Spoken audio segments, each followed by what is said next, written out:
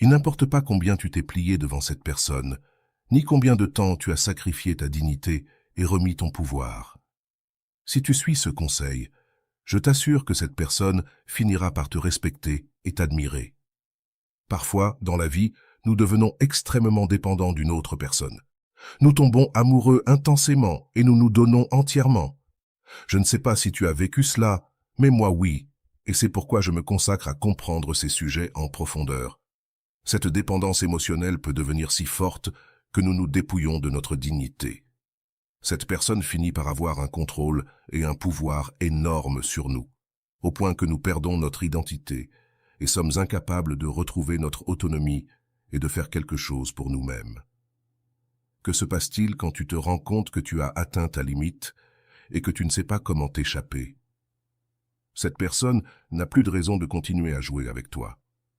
Dans cette vidéo, je vais te montrer comment sortir de cette situation. Quand tu as perdu ta dignité, il est facile que l'autre personne se sente supérieure et contrôle ta vie. Cependant, je t'assure que dans la plupart des cas, il est possible de récupérer ton pouvoir, ta dignité et de te libérer de ce jeu. Comment? C'est simple. D'abord, il est crucial que tu saches te retirer de cette situation. Quand je dis te retirer, je veux dire que tu dois t'écarter émotionnellement et physiquement de ce contrôle que cette personne exerce sur toi.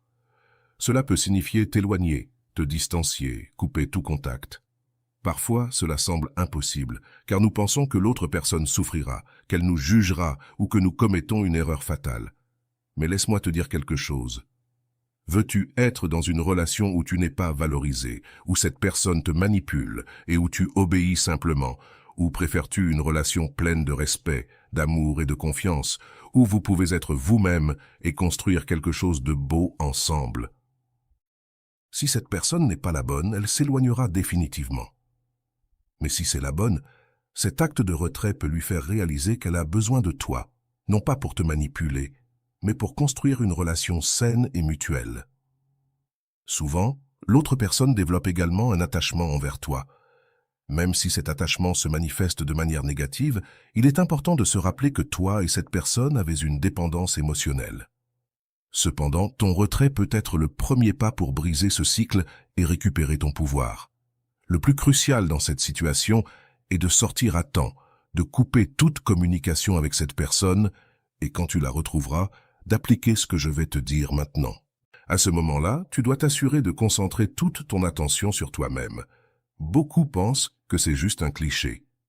Je dois m'aimer d'abord pour être aimé, mais il ne s'agit pas d'un jeu. Se concentrer sur soi-même est fondamental, surtout quand quelqu'un ne respecte pas ta dignité et franchit les limites en essayant d'exercer un contrôle sur toi.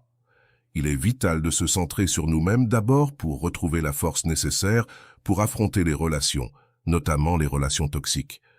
En te retirant, n'attends rien de cette personne. N'attends pas qu'elle t'appelle ou te recherche. Oublie-les. Sors de cette relation sans attente qu'ils reviendront, te chercheront ou t'appelleront. Imagine sortir de là sans aucun attachement, en concentrant toute ton énergie sur toi-même. Commence à faire des choses que tu as vraiment besoin de faire pour toi.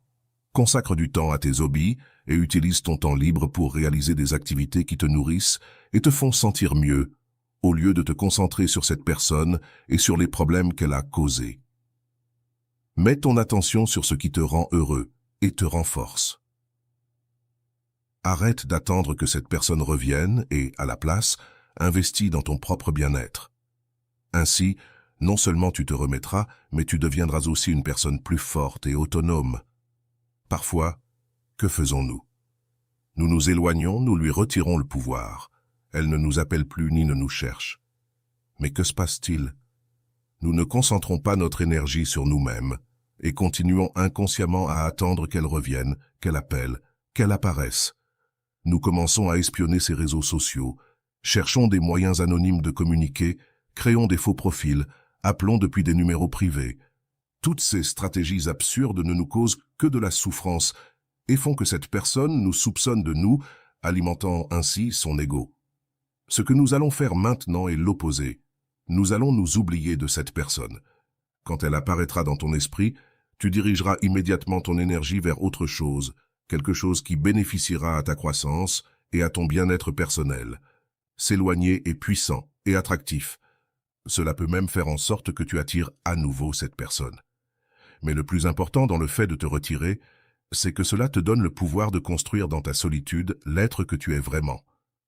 Nous avons beaucoup parlé de cela dans des vidéos précédentes, et ici je te laisserai quelques suggestions.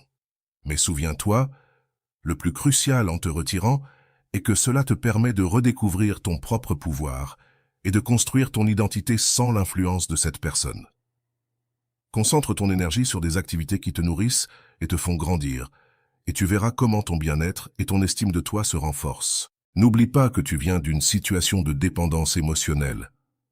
Ta vie a été déséquilibrée parce que tu as canalisé toute ton énergie vers une autre personne au lieu de l'investir en toi-même. La solitude, le fait de te retirer et de trouver ton propre espace, est essentiel pour récupérer ton équilibre. En sortant de cette relation, tu commenceras à noter des changements dans ton environnement, car tu ne seras plus constamment exposé à l'influence de cette personne.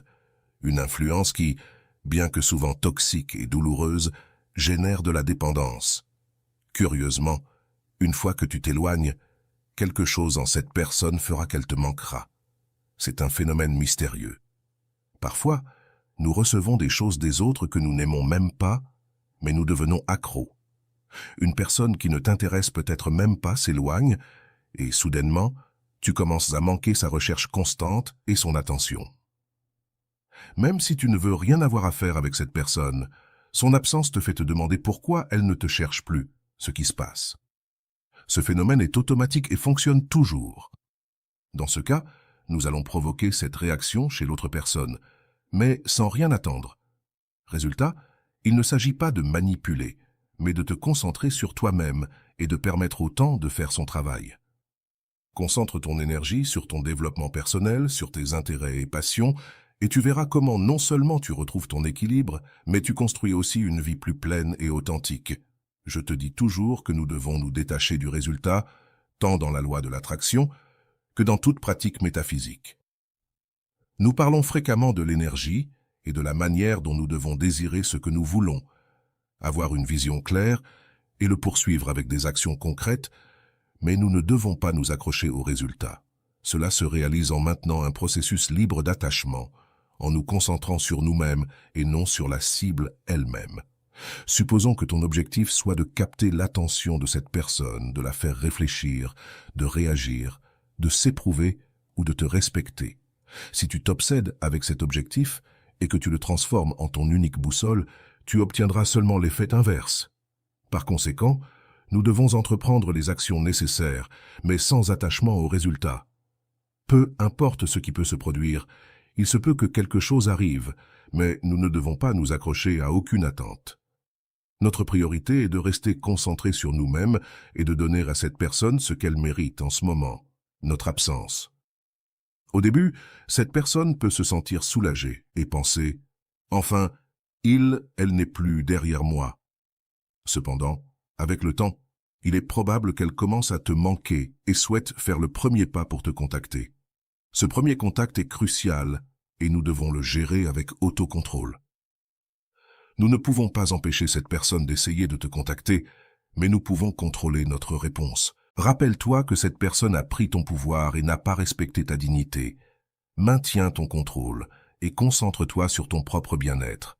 Ainsi, non seulement tu te remettras, mais tu démontreras aussi ta force et ta valeur en construisant une vie pleine de respect et d'authenticité. Il est essentiel de se rappeler de garder le contrôle sur nous-mêmes lorsque cette personne essaie de communiquer. Généralement, ce sera quelque chose d'insignifiant, comme un « j'aime » sur tes réseaux sociaux ou un simple « bonjour ». Ils ne feront généralement pas d'efforts significatifs pour converser ou t'inviter à sortir. Ils cherchent juste le minimum. Dans ces cas, tu dois éviter de répondre et rester ferme dans ta décision. Ignore cette première tentative et continue à te concentrer sur toi-même. Pourquoi te dis-je cela? D'abord parce que nous ne connaissons pas les intentions définitives de cette personne. Son ego peut être blessé par ton absence et il voudra savoir pourquoi tu n'es plus attentif à ses mouvements. Il ne peut pas comprendre que tu n'es plus là pour répondre à son appel ou à son message. Ce désarroi dans son ego crée un besoin urgent de savoir ce qui a changé. Nous ne savons pas s'il te cherche parce qu'il veut vraiment que tu reviennes ou simplement parce que son ego a besoin de se réaffirmer. Cette personne peut être plus intéressée à te garder comme un soutien constant, quelqu'un qui est toujours là, qu'à construire une relation authentique avec toi. C'est pourquoi nous devons garder notre distance et ne pas tomber dans le piège de répondre immédiatement. En ignorant ces tentatives superficielles de contact, tu ne fais pas que renforcer ton autocontrôle, mais tu envoies aussi un message clair que tu n'es plus disposé à participer à ce jeu. Tu te concentres sur ta croissance et ton bien-être, construisant une vie où tu es valorisé et respecté. De cette manière, tu te libères du cycle de dépendance émotionnelle et avances vers des relations plus saines et équilibrées. Alors, ne néglige pas cette tentative de contact, une, deux ou même plusieurs fois, selon la manière dont la situation évolue. C'est le moment de montrer que les choses ont changé. Avant, cette personne pouvait faire ce qu'elle voulait avec toi, mais maintenant, ce n'est plus le cas. Avant, chaque message te faisait réagir. Mais maintenant, tu as le contrôle sur toi-même et tu ne vas pas répondre à ces jeux. C'est à ce stade que l'autre personne peut commencer à réfléchir. Cependant, je ne peux pas promettre que cela se produira dans tous les cas. Tu dois être complètement honnête avec toi-même et comprendre que cette personne ne répondra pas toujours de la manière que tu attends. Chaque individu a sa propre liberté et nous ne pouvons pas contrôler les décisions des autres. Il est important de ne pas s'attacher aux résultats. Il est possible que cette personne réfléchisse, change et te cherche sincèrement, reconnaissant qu'elle t'a blessé et voulant construire quelque chose de meilleur avec toi. Mais il est également possible qu'elle te cherche juste pour son ego, pour récupérer le contrôle et revenir à la même dynamique toxique. L'essentiel est de maintenir ton autocontrôle et de ne pas retomber dans le même cycle. Si cette personne ne veut que réaffirmer son pouvoir et recommencer à jouer avec toi, il est crucial que tu restes ferme dans ta décision de ne pas participer à ce jeu. Concentre-toi sur ta propre croissance et ton bien-être, et construise une vie où tu es valorisé et respecté par ceux qui t'entourent. De cette manière, tu te libères de la dépendance émotionnelle et progresses vers des relations plus saines et équilibrées. L'essentiel dans tout cela est de comprendre que quiconque essaie de te rabaisser ou cherche à se sentir supérieur à toi sans reconnaître ta valeur et ta dignité ne mérite pas d'être dans ta vie. Nous sommes tous des êtres humains qui méritent du respect. Tu as des qualités et des talents uniques, tout comme les autres, et nous recherchons tous l'équilibre dans nos relations. La dignité est un trésor inestimable que nous avons par droit de naissance, et nous ne pouvons pas permettre à quiconque de nous la ravir. Alors, Namour, ne reste pas dans des relations où ta dignité est volée. Retire-toi et observe si cette personne te recherche à nouveau avec des intentions sincères pour réparer les choses, ou simplement parce que son ego a besoin de se réaffirmer. Il est crucial que tu commences à te valoriser davantage. Personne ne peut te donner de l'extérieur ce que tu n'es pas capable de construire d'abord à l'intérieur de toi. N'oublie pas de t'abonner à cette chaîne, de mettre un « j'aime » et de partager ce contenu avec toute personne qui pourrait en bénéficier. Tu as le pouvoir de créer, de réaliser et de vivre la vie que tu désires. Il te suffit de te concentrer et de poursuivre tes objectifs avec détermination. Nous nous verrons dans la prochaine vidéo.